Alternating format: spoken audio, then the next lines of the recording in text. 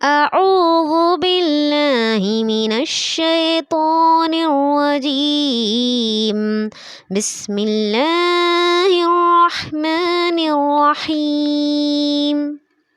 السلام علیکم ورحمۃ اللہ وبرکاتہ۔ ناظرین و سامعین اکرام، امید ہے کہ آپ سب خیریت سے ہوں گے اور آپ کا ہمارے اس چینل جنوبین میں خیر مقدم اور خوش آمدید ہے۔ انشاءاللہ ہمارے ان ویڈیوز میں ہم صحیح احادیث کو بیان کرنے کی کوشش کریں گے، کیونکہ نبی کریم صلی اللہ علیہ وسلم کی طرف جھوٹی اور غلط باتوں کو منسوب کرنا بہت بڑا گناہ ہے۔ اسی لیے ہماری یہ پوری کوشش رہے گی کہ ہم آپ کی طرف صحیح احادیث کو پہنچا سکیں۔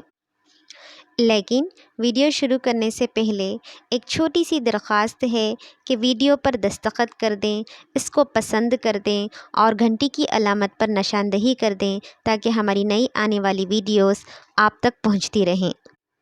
سامعین اکرام، ہمارے لیے صحیح احادیث کو جاننا بہت ضروری ہے، کیونکہ صحیح مسلم میں ہے کہ آدمی کے جھوٹا ہونے کے لیے یہی کافی ہے کہ ہر سنی ہوئی بات بغیر تحقیق کے بیان کر دے۔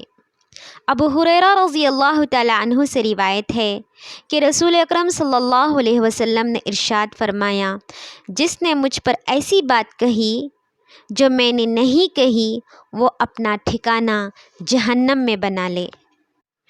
میں اللہ تبارک و تعالی عظیم و برتر اور عرش عظیم کے رب سے سوال کرتی ہوں کہ وہ ان ویڈیوز کے پڑھنے اور اس کو سننے اور ان کو پھیلانے والوں کو اجر و ثواب دے اور اس کو خالص اپنی رضا کا ذریعہ اور ذخیرہ آخرت بنائے۔